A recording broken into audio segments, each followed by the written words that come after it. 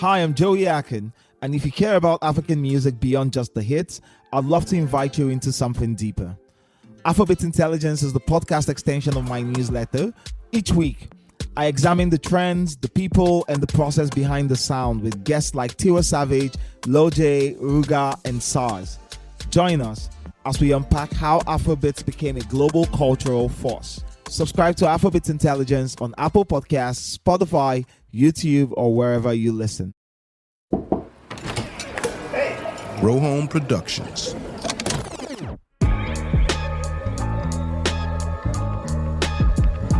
What up, y'all? Unruly Subjects is outside. Yes, we are. We're all the way out. Yeah, y'all. Yo, it's real good to be with y'all this week. We got a really exciting episode coming up for you. We've talked a lot about the fight against data centers and AI, how popular the fight is and how unpopular these technologies and these data centers are. But this week, we're going to actually talk about how various actors, government at the federal level, some local institutions, and also, these corporations and tech companies are kind of working together to frame people who are in these fights as terrorists, right? To actually frame this movement against data centers and AI as like a threat to domestic security. It's really disturbing stuff. But of course, we're going to talk about what's going on in detail and also some ways that people are fighting it. But before we get to that, I just want to talk about what's going to happen with the show Unruly Subjects over the summer. Because like I said, we're in summer, you know what I'm saying? And where I'm at, it's a little warmer. So, getting outside a little more. I'm getting back on the bike, and you know what I'm saying? And yeah, man, it's things are happening. And we've been going for a while here at Unruly Subjects, yo, with y'all help. We want to thank you for supporting the show. Yo, we are actually at, I think, we have 24 episodes. So this is going to be episode 25, right? Yeah, man.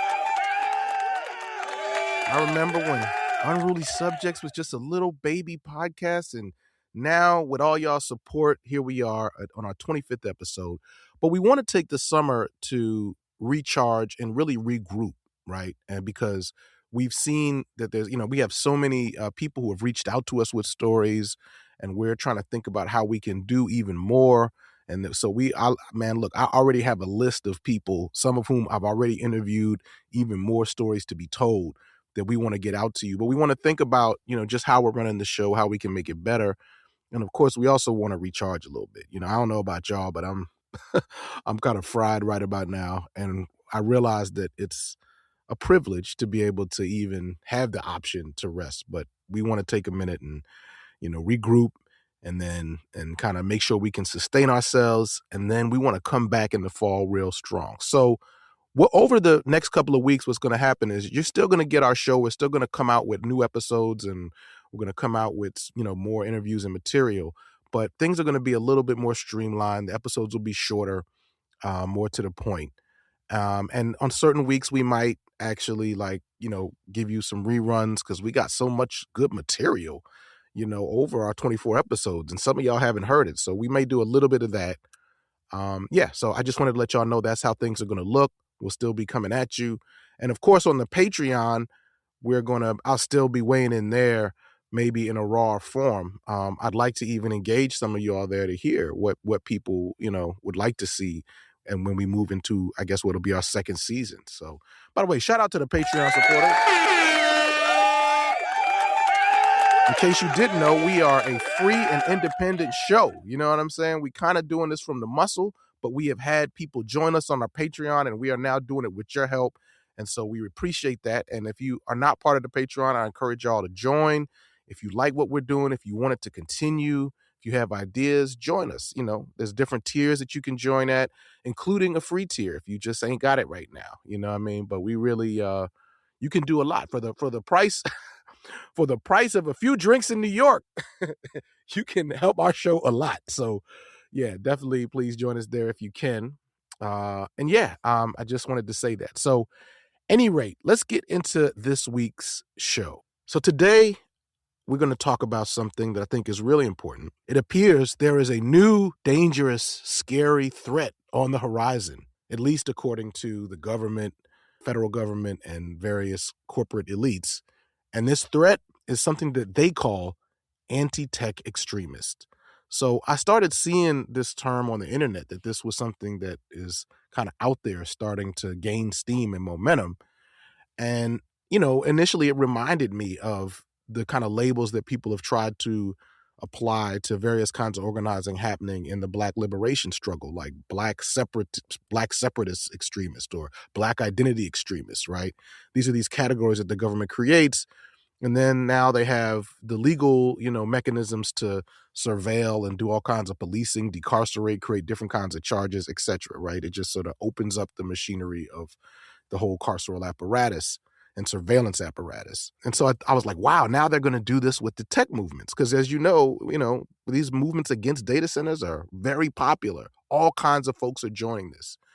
In fact, as we'll hear, I think maybe as many as 70% of people, according to some polls, oppose these data centers. And so it's really fascinating. Anyway, the reporter who kind of broke news on this and really did some of the original reporting and got the receipts is a reporter named Daniel Boguslaw, and he is going to join us on Unruly Subjects this week. Daniel Boguslaw is an investigative reporter based in Washington, D.C. His work focuses on corporate corruption, congressional and White House investigations, American influence overseas, organized labor, and the expanding machinery of state surveillance. Daniel did the reporting on this for Wired magazine. He's also has a Substack. But before that, he's worked at The Intercept, The New Republic, The American Prospect. And he joined us to discuss his reporting on this emerging category and how opposition to AI, data centers, ICE, and corporate power is being reframed as a domestic security threat. So we talked with him about this.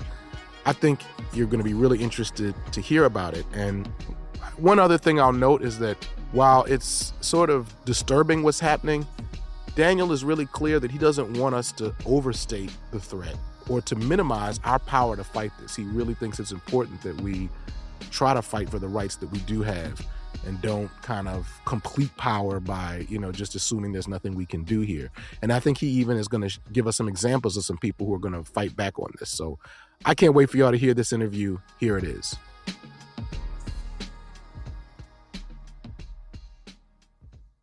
All right. Unruly Subjects.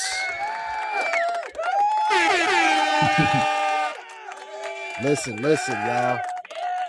Today, we are going to talk about something which is, I'm not even going to lie to y'all, folks. It's horrifying.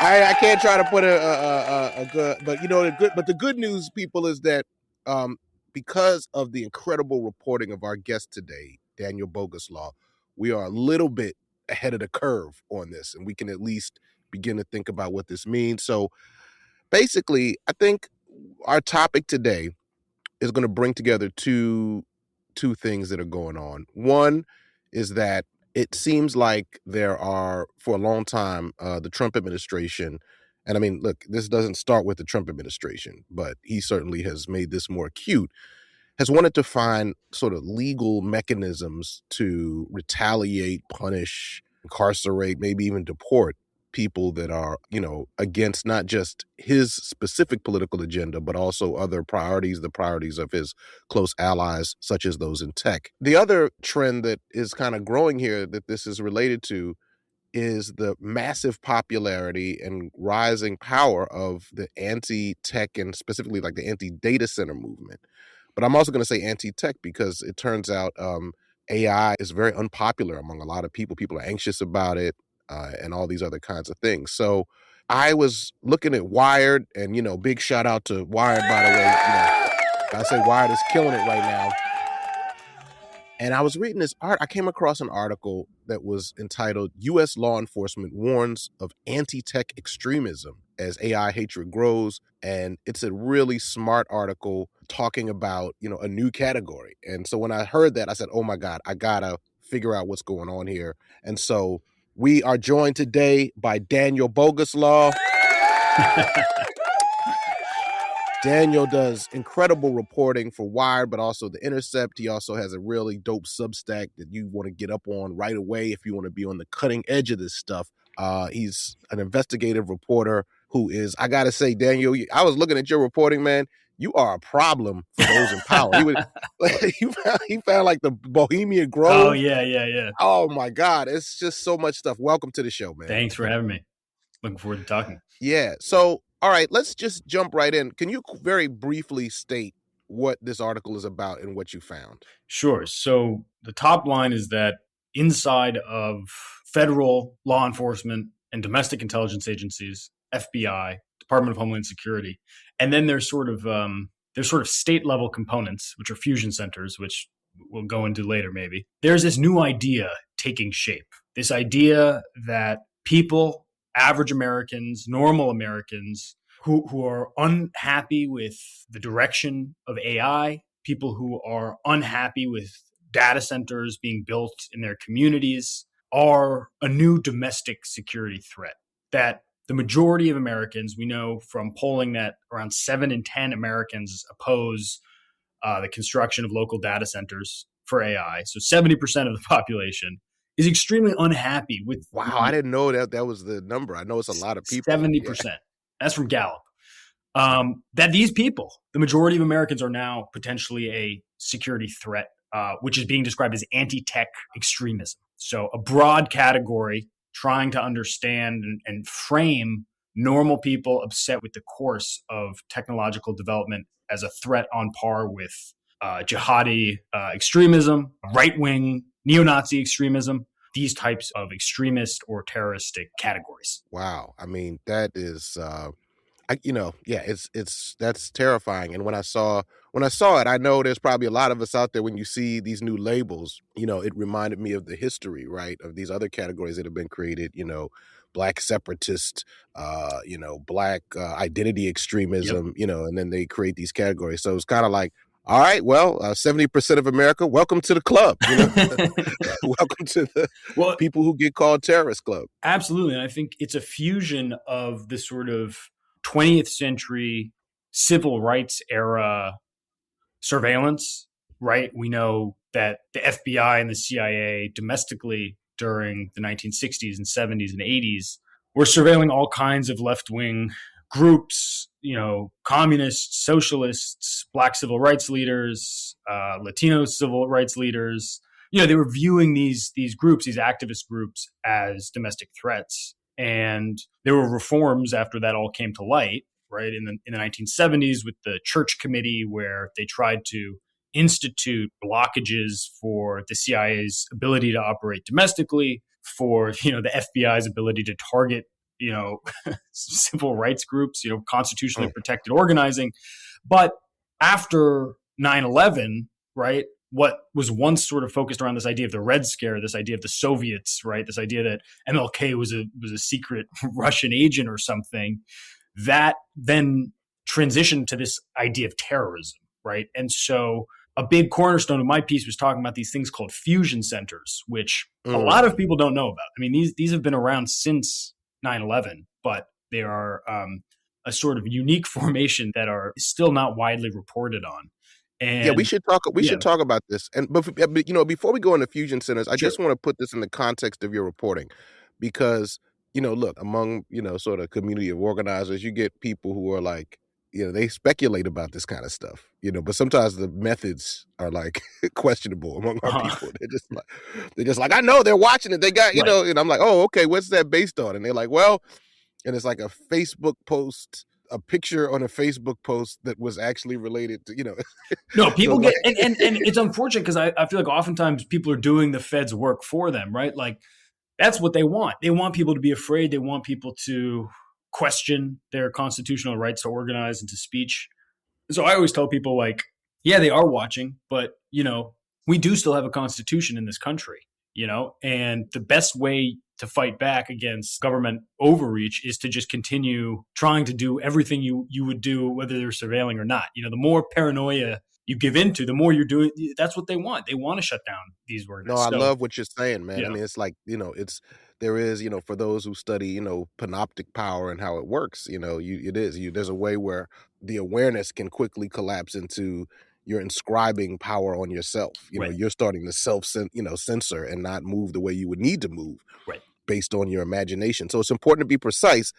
And I want you to talk about how this reporting fits into your larger pattern, and also how you find this stuff, because you're putting in work, and folks need to understand. Like, I want y'all to go, if you're going to break it down, and if y'all, like this and think that's valuable, you want to support this work too. So talk about what you report on and how this fits in, how you find this. Yeah. So, we talked a little bit about the history of these things, the development of these kind of ideas of threat categories, taking constitutionally protected organizing and speech and turning them, using language and sort of the post 9/11 framing, to view large swaths of the population as a threat.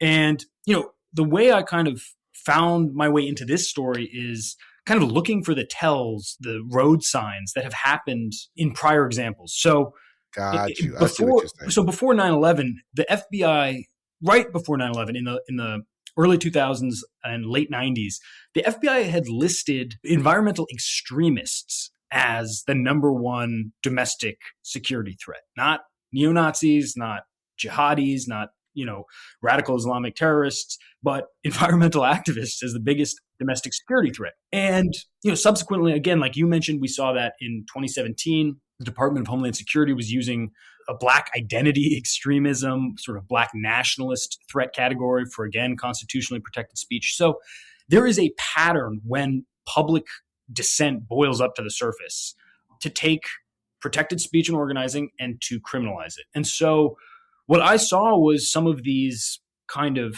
public-facing, quote-unquote, extremism researching organizations, nonprofits, starting to talk about this idea of anti-technology extremism, people reviving this idea of Ted Kaczynski, the Unabomber, who was very anti-technology, and trying to take a couple of isolated incidents of, violence, which is arguably much more tied to people with mental health issues than the overall, ideology, and trying to spin this up into a new category that resembles, a radical ideology like Al-Qaeda or like, radical Salafist or like neo-Nazi refined ideology. And so I saw this bubbling up publicly. I saw these quote unquote extremism researchers talking about this.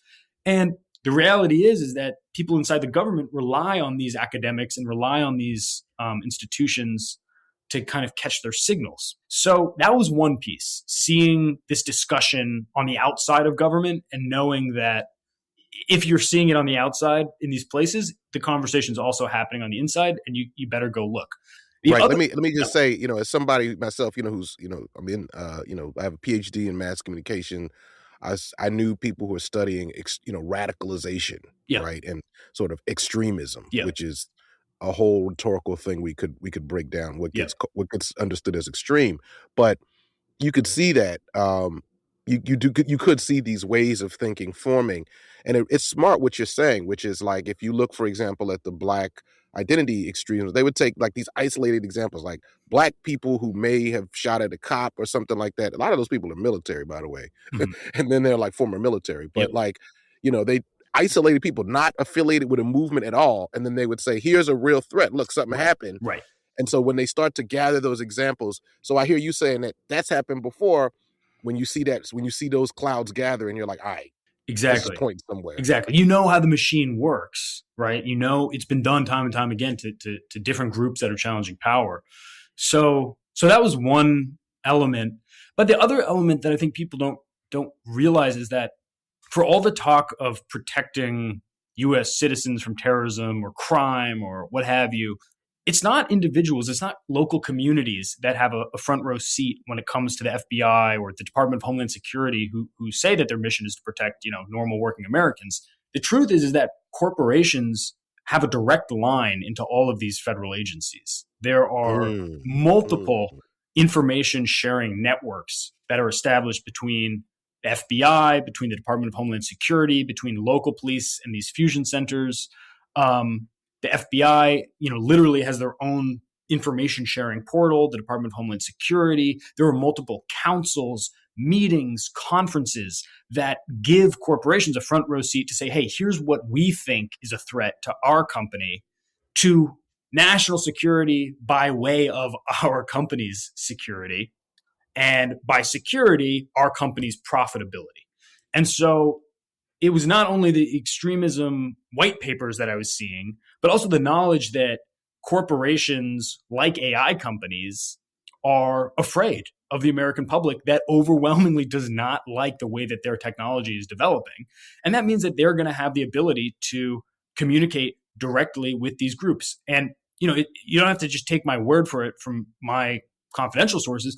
You can go and look at Kevin, what's the guy's name? Kevin O'Leary, the Shark Tank guy, that's right. Yeah. Who's backing this data center in Utah. He just said publicly this week that anti-data center activism is a CCP Chinese front, and that he communicated this to federal law enforcement. So he came out and publicly said, I'm telling the FBI that people opposing my data center are Chinese agents. So it's not just that they're aware of it, but you're like, they're actively doing this. And I think, I just want to lift up two things. That's really important. By the way, last week we talked to Astrid Saylor and Saul Levin about some of the data center movement. And as part of that, we sort of listened in on one of these podcasts, I think it's called All In, where it was like these tech leaders worrying specifically about this. So you're absolutely right, and there's a lot of receipts on that about how scared they are. Yep. I have to say, one solution that they posed to this problem of how hated these data centers are, they were like, in AI, they were like,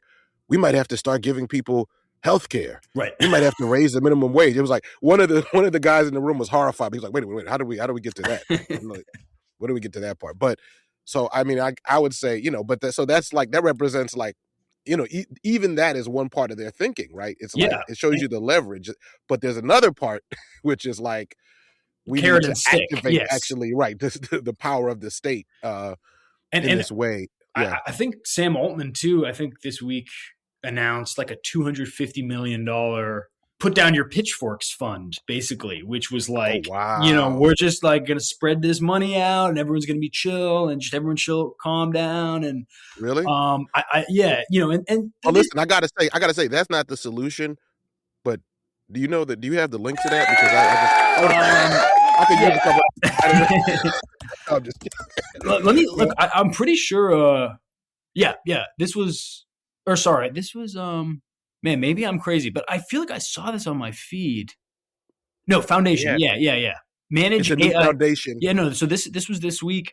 OpenAI's new $250 million foundation initiative aims to manage AI economic changes and support workers in economies worldwide. And this is nothing new, right? I mean, this is something that corporations have done for centuries, right? They build a school, the oil barons would build, a new schoolhouse in town while they were, extracting all this wealth. So, but it's important for people to see this, because I think when you see that, they're going to set up the whole philanthropic front, and it's going to appear very well-meaning. They're going to hire people who are genuinely well-meaning, but it's important to understand that this is meant to sort of curb and limit a movement, right? Right. But I think the other reason why what you're bringing up about the inroads and the special line of communication that these tech elite folks and corporate folks have to the government is that sometimes when we just call it Trump, it's flattening, right? Like people are just like, it's Trump or it's this. Your reporting really shows a very kind of, I mean, I don't know if I would say very diverse, but a range of different kinds of actors who are contributing to this. Yeah, and maybe that's a good segue to talk about the data centers the fusion centers. Sorry. Yeah, let's talk about the fusion centers. Absolutely. Because those predate Trump. I mean, those are an issue that have existed, from the Bush era through the Obama era, through Trump 1, through Biden. So, after 9/11, there was kind of a long, protracted finger pointing session of, who was to blame for this? How could we have let this happen?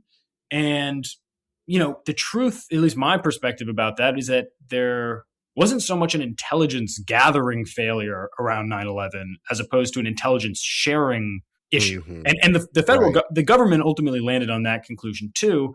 The FBI, multiple FBI field offices had actionable intelligence about the hijackers. They tried to raise the alarm bell with FBI headquarters in Washington. They were ignored. The CIA similarly had intelligence about Al-Qaeda operatives. But the thing people forget is at that time, the terrorism threat was just people. Most people didn't even know what terrorism was. It was this marginal thing, including the people running the FBI and CIA. So after 9/11 happened, there was a lot of finger pointing. They were talking about blowing up the FBI and building it from the ground up. They ultimately created an entirely new and an extraordinarily corrupt domestic law enforcement agency, the Department of Homeland Security.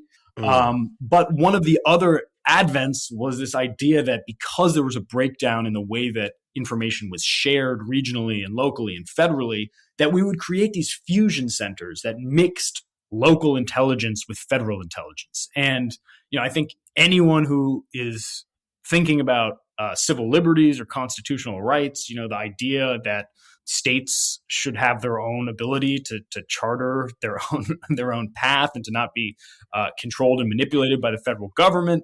That all goes out the window with these centers, which basically fuse FBI, DHS, sometimes even CIA intelligence with local police. And then that gets shot down into state police to local police, local police state chiefs.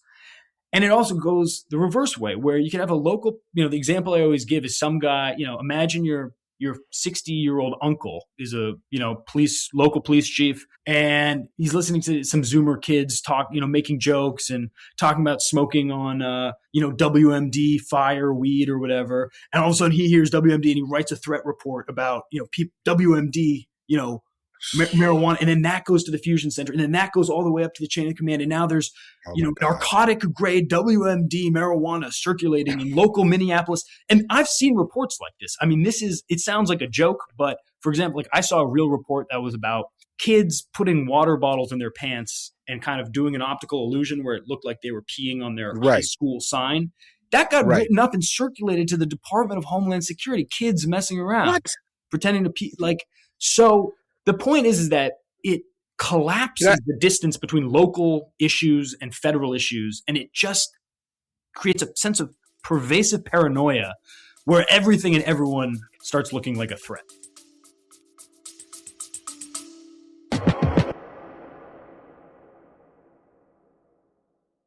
This episode of Unruly Subjects is brought to you by Haymarket Books, which has loads of great left-wing titles, perfect for listeners like you. And one that I know y'all are going to feel is When We Are Kin, The History and Future of Afro-Indigenous Solidarity by Kyle T. Mays.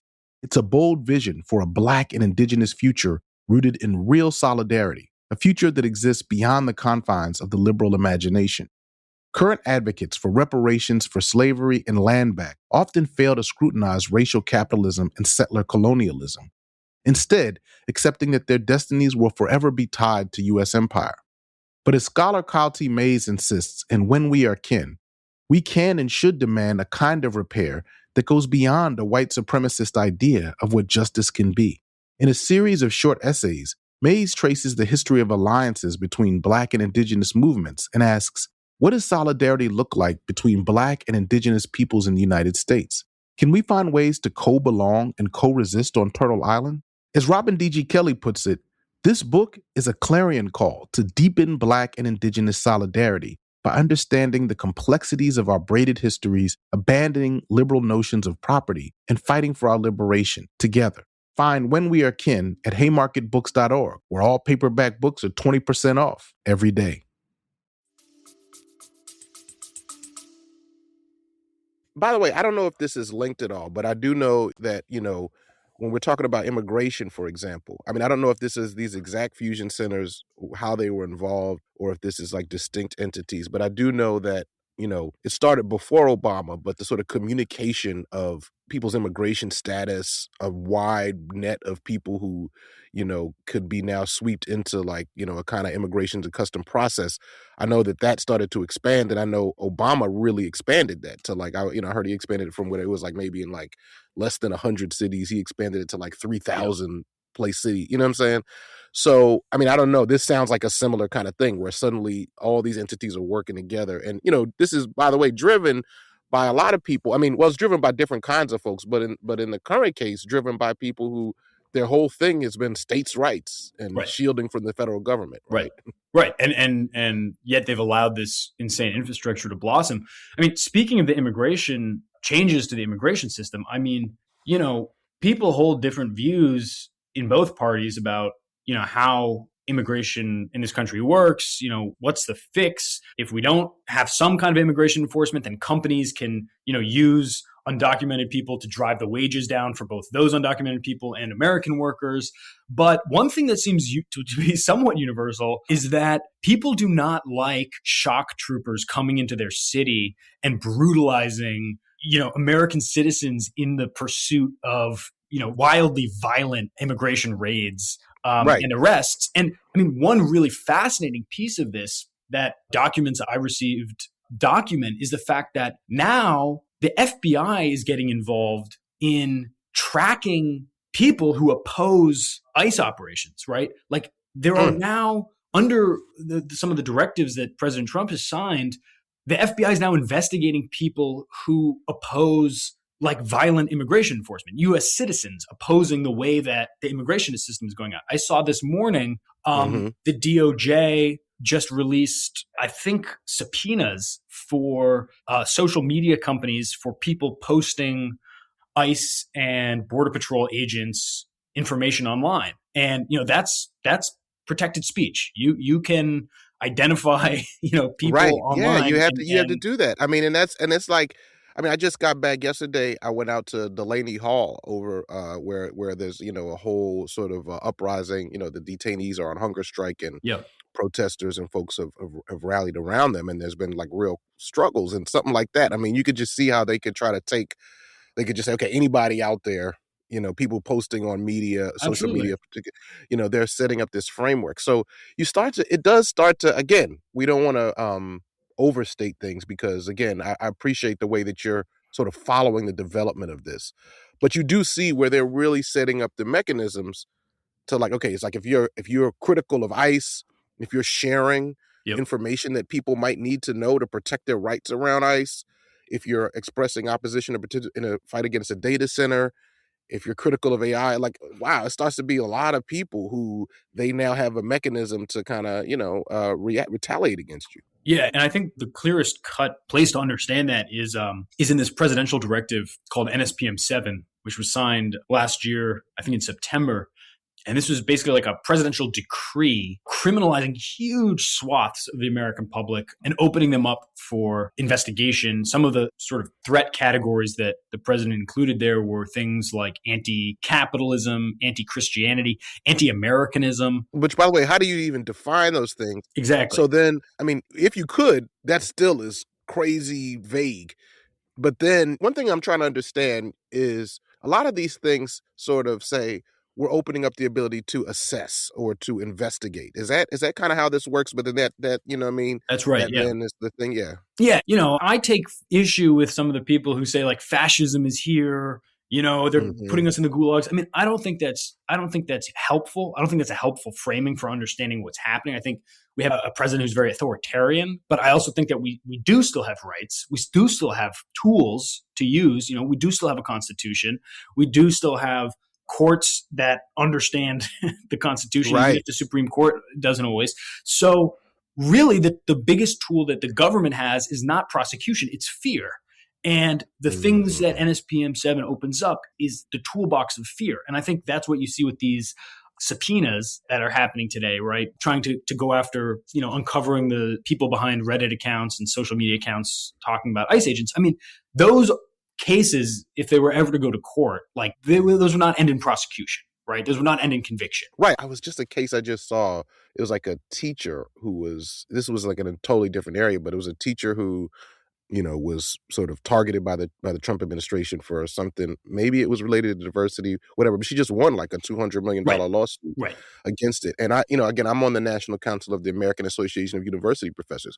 There's cases all the time where you see the headlines, you see what happens. It's like, oh, and then once it's out of the news, in some cases people win these, or they get dismissed and turned out. So let me just slow down. I want to rewind a little bit, because you brought up this sort of fascism thing, and I think this is productive. Look, I use that term all the time to describe what's happening, but when I use it, right, I'm part of, I think, when I use it and people like in my world who use it are trying to sort of say that trying to get past the kind of American exceptionalism Mhm. where the sort of really oppressive historical trends we've seen in the past in other places. It's like there's a way people got to some of those historical examples. Yeah. By the way, for people who are trying to paint those as only foreign, there are also, I think, a really important analysis that says there are people who have already been experiencing like fascist-like conditions inside the U.S. in prisons and things Right. like that. And now, that said, I really do take what you're saying, which is that if people are using that term in ways that sort of just collapses or reduces and says like this is the exact same moment as other kinds of moment and we don't recognize the freedoms we have, or if people are Right. deploying these terms in ways that actually demoralize people and Right. reduce people's need to fight with the mechanisms that we have, right? Because That's my point. Yeah. yeah, you're right. I mean, I fully agree. In a way, isn't that like one of the challenges of this moment is that you want to articulate to people the horror of what's happening. Like again at Delaney Hall. I mean, Right. Totally. they took down the ombudsman that would assess What's going on? Yeah. abuse. They won't let the governor in. There's people in there, I think there's one person I think who died because he has a tooth abscess that became septic and he died. And so that feels extreme. And Totally. yet you also want to say to people, don't get so, discouraged that you don't fight in court, that you don't take the little steps, because Exactly. that's kind of what, as you said, power works that way. They want you to, what'll happen is Right. because they actually don't have the power to No, they actually don't. suppress everyone, And that's because they why rely on us to do that. yeah, and that's why, I just got to say, like, I see these talk about professors. I mean, I see these professors, saying, oh, they're going to come for me first and they're leaving the country, and they're saying, oh, I'm going into exile. And it's like, my feeling is like, screw you. You have the monetary means and ability to leave the country and you're going to, go screw off to Canada or whatever. It's like, how about you stay and fight? How about you put your body where your mouth is, and show up for people and show up to the protests? And like, how can you say this is, it's just, to me, that is like, no, you're an American. You stick up for your fellow Americans, you stay and you fight and you organize. And I think we should talk about some of the victories, we've seen. For example, like we should, but there's just one thing I have to say, yeah, because I've been in conversation with professors who have left, and I think that again, I take your point. It's like I've chosen to stay here and fight. I mean, I do think that the threat to people is real, and I understand some people's choice to take whatever steps they do at this thing, and so I think that there's people who are trying to navigate it. But I think that again, two things can be true at once, right? I take your point. yeah. Yeah. But I don't want to contribute too much to the negative, Yeah. discourse. I feel like I always try to give, in all my pieces, I try to also like point out how you can fight. And yeah, that's what we want. We're big on that. Unruly subjects. We got how can we fight? Well, okay. One of the most amazing things that I think is so cool that like I'm always shouting from the rooftops is the FBI, the Department of Homeland Security, these fusion centers, their ability to work within states, is predicated on agreements with each individual state and each individual community. So there's a couple of really incredible examples of municipalities voting to kick the FBI out of their police force. So one of the other things that we haven't talked that much about is something called the JTTFs. So in addition to fusion centers, there are these things called joint terrorism task forces.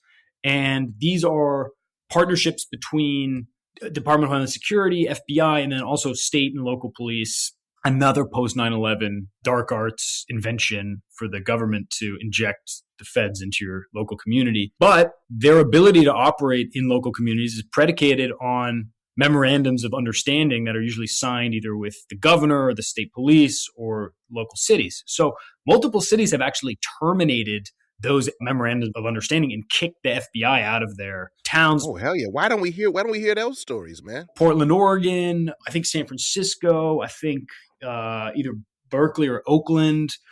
Well, and the reason to answer your question is that, these agencies are really good at using fear to say, if you leave this, your city's going to be the next one that's, bombed or, gassed or whatever. But, sorry, these cities have left and terminated their MOUs. And it seems like, there hasn't been a bombing or gassing or mass casualty incident in any of these places. I remember in Philly, there was a big anti-ICE. This was like more like first Trump term. There was a big anti-ICE protest, and the victory moment was that the city of Philadelphia canceled its sort of contract. It was like SARS with some kind of ICE Okay. enforcement entity, and it was like reported. One wonders how real that is. I mean, I Right. want to believe it's real. Right. We fought for it.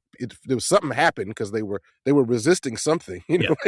We protested for a couple of weeks. It was like, but what do you think is the reality of what that does and doesn't do? I mean, I think that the panopticon, the surveillance state, is very all present. It is very powerful. It is kind of a machine without a mind. It's always just expanding. It's always looking for new threats. In one sense, I think it's fair to say, how much does one contract do? Are they going to go somewhere else?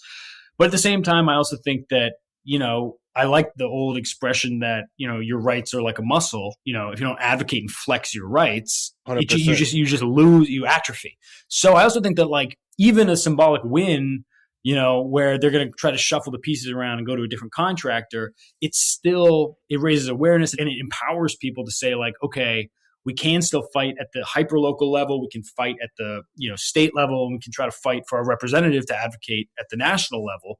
And I think you have to start somewhere, and you have to show. And I'm not arguing at all that these things are only symbolic. I was just wondering what you knew, because my position is, to your point, if you weaken, a contract or limit it or cause them to kick it out, and then that helps somebody, for example, in court, and that helps people's court cases, people do less time, or there's, it raises the costs of a particular legal strategy. All of that matters. So I really hear your point on this, and I think those battles matter more.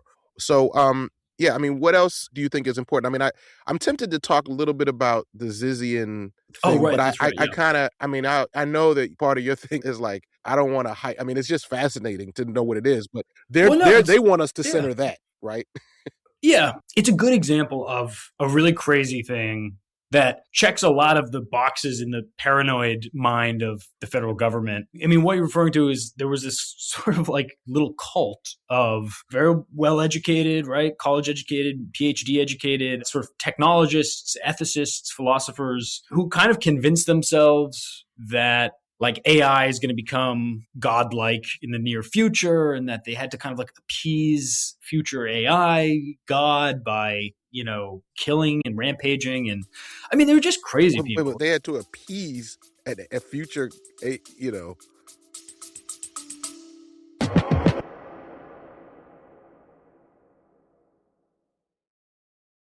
Unruly Subjects. Yo, I want to tell y'all about a podcast I love called The Longest Shortest Time. The show is hosted by Hillary Frank, and she tells really surprising stories about parenthood and reproductive health. I mean, look, she's interviewing all kinds of parents, so y'all got to hear it. I mean, there's one episode where it's like a mom who's a boxer. There's a military mom episode, a trans dad. And there's a mom who went through 15 rounds of IVF, which going through even one round is a lot if you've been through that journey. And if you're new to this show, a great place to start is an episode called Managing Your Perimenopausal Rage, about a menopause specialist who didn't even realize that all the symptoms and things she was going through was because she was in perimenopause. So that's definitely a good place to start. And in this show, Hillary talks to plenty of non-parents too. So I think no matter where you are in relation to this, you're going to find it really, really fascinating. Find The Longest Shortest Time wherever you get podcasts, or you can go to longestshortesttime.com.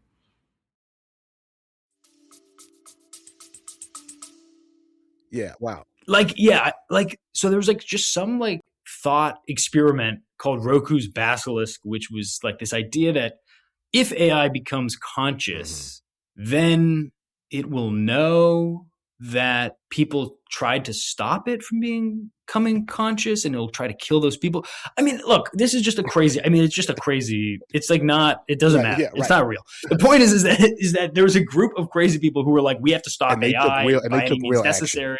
And they took action. They killed some people. But look, there's all kinds of weird cults in America. I mean, there's all kinds of weird little subgroups. What does this have to do with the people who are trying to fight a data center in their town? Exactly. In, 40, 50 cities in the US. Right. But it checked all the boxes, right? Whereas like, okay, it's like a cell, right? It's like a terrorist cell. It's 7 people across the country, right? So it's a cell. And okay, they've got guns, and they killed a state trooper. Okay. And they have an ideology. And so this like random, nut job, I don't know, you go drive around Northern California, go drive around the desert Nevada. You're going to find crazy people with guns that have weird ideas, Right. like, but right, exactly like you said, then are extrapolating that to this entire normal population. It's just saying, hey, we don't want our utility prices going up. We don't want our water, getting sucked out of the ground and totally dried out. Let me ask you this. Sure. One of the strengths of the data center movement is how multi-partisan it is, right? It's all kinds of folks and, who might not be able to come together on other issue, but it just really is shared material interests. And I think, could be the basis, right, of other kinds of resistance to what's happening to this, really powerful historical bloc. Do you think that this thing, like the awareness, could this sort of awareness of surveillance against this movement could be another thing that could could grow because of that? Like, could we make, in other words, like people who might be, again, think very differently, like I tend to lean a little bit more to the left on a lot of my analysis. But I mean, and by the way, that's just because I'm always just trying to figure out what's true. I'm not bound to any particular category just because it's like I want to label. I just want to know what makes sense. But I wonder, you think we could also appeal to these same folks and say, hey, now we're in this category. Do you think it could intensify that? Totally. And I think it's so powerful because, my personal belief, I have a lot of left-wing beliefs, but also some, kind of libertarian for sure. and tendencies. And one of those tendencies is to say, I'm very skeptical of this idea of extremism. I think there are crazy people, both on the left and the right, but I think they're extremely marginal.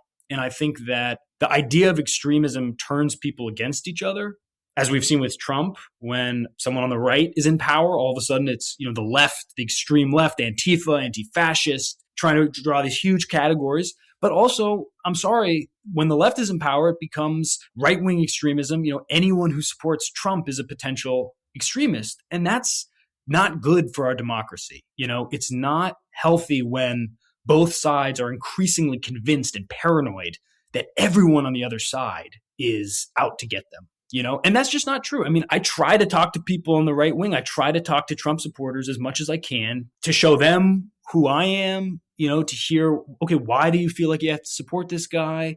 And I feel really upset when I say that, sometimes I say that to people and they're like, how could you talk to someone on the right? How could you talk to a Trump supporter? And my thing's like, look, it's a big part of our country and they're not just going to go away. So there has to be an understanding, not that they're correct, but to say, okay, how do we, and exactly like what you're saying, all of a sudden we have this issue that both people can meet up at a city council meeting and talk about and say, I agree. I mean, listen, it's tricky because in the space where people have sort of racist and, sexist and anti-queer, all these other views, I understand that for a lot of us, it feels like you're asking people to endure like just straight up disrespect in the name of solidarity. But I would say, I'm sorry to say, but there are a lot of historical examples of, you look at powerful movements of people overcoming those, Black folks who worked with racist white folks in the labor movement, et cetera. So I'm not here to tell, I don't feel anybody has to endure disrespect, but I also know this, unless we have those kind of formations, we are not going to win. That's what I know for sure, because you just need power that gets beyond our little bubbles. And we, and like you said, it's also about wanting to relate. I don't want to give up on people. I don't want, what I'm saying? And it's forced from above. The racism, the sexism, the anti-queer. It's trying to tell people, don't get together and meet your neighbor. Right. They're Black, they're queer. You're not going to get along. Don't even talk to them. Right. And it's the same with the left. Those guys are racist. There's no getting through to them. And look, of course, I'm coming from a privileged position. It's easier for me to have those conversations than other people. But at the same time, I believe in my core that the people at the top, it's the capital owners that are pushing this ideology down onto normal people, and that people really do have a lot more in common. And that it's this fear of each other, and it's pushed and it's hammered. And look, it does spread. People do get these racist and sexist ideas in their head. But I think from my experience, every summer I worked on a wildland firefighting crew. It was like the craziest, most politically, racially diverse bring you back crew to ever. Talk about that. Oh my God. I mean, and that experience just showed me, was like, if you force people to talk to each other for like a month, even when they come in with really fucked up ideas, they're just like, okay, I know you're a person now.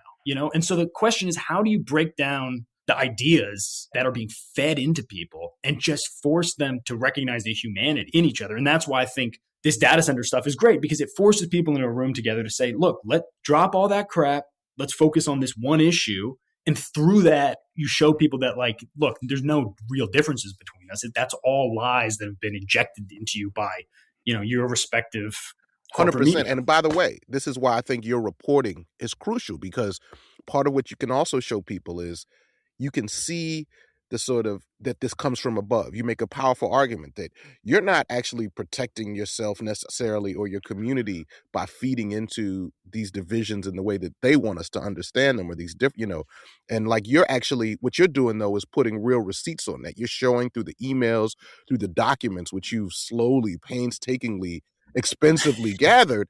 We can actually see these people doing this, forming these things and dividing us, and we can see why they're doing it. So we really appreciate your reporting. I know we just scratched the surface.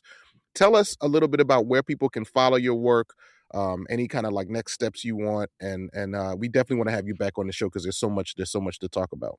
Yeah, thanks for having me. You can check out my Substack. It's called Deeper States, covering, law enforcement, intelligence agencies, U.S. politics, and then also on Twitter at Dr. Boguslaw, and at places like Wired, right, American Prospect, Intercept. Are you on like Discord? I'm not on Discord. I feel like I'm not smart. I gotta figure it out.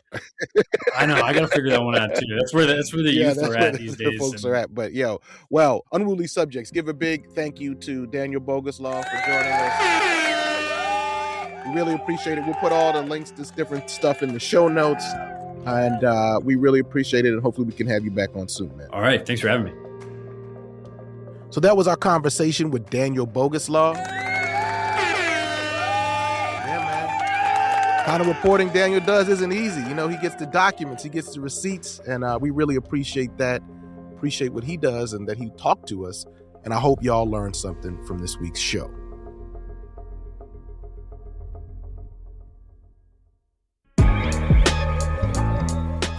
Unruly Subjects is produced in partnership with Rohome Productions. Boy, I'm proud of Rohome. Yeah. Alex Lewis is Rohome's creative director. John Myers is Rohome's executive producer. Thanks to Danya Abdel Hamid and Awan Sao for their help. Thank y'all. Appreciate y'all.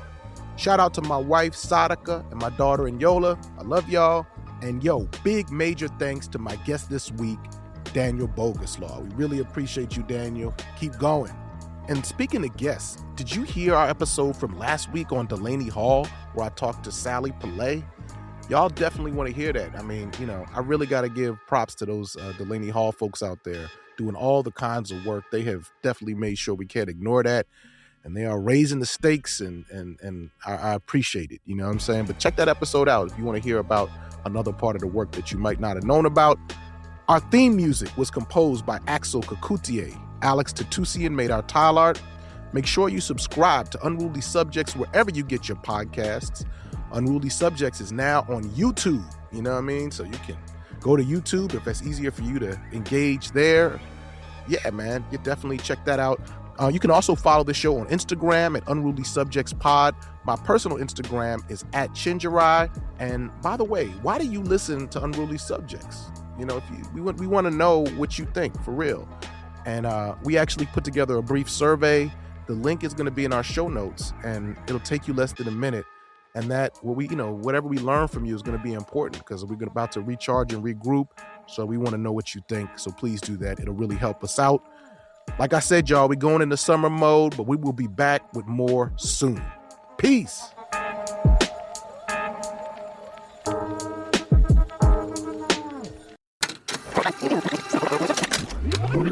Rohome Productions. Hey, Unruly Subjects, it's Chinjirai, and I need your help to keep the show going strong. If you love what we do here, consider supporting us by joining our Patreon community. It's the best way to back the show, and you get some incredible benefits in return. Membership starts at just $5 a month. I mean, there's nothing that cheap, at least in New York. And you immediately get ad-free episodes and exclusive premium episodes. That includes interview outtakes and other extras you ain't gonna hear anywhere else. But that's not all. You can access the Unruly chat and polls. When we have a live event, you're gonna get the pre-sale tickets And the merch, oh my God, the merch, you know the merch is going to be fly. And you receive invitations to our Q&A live streams and, my favorite, our annual exclusive hangout with me, the producers, and a special guest. So yo, come on people, join the Unruly Mob. Visit patreon.com/unrulysubjects. And thank you for making this show possible.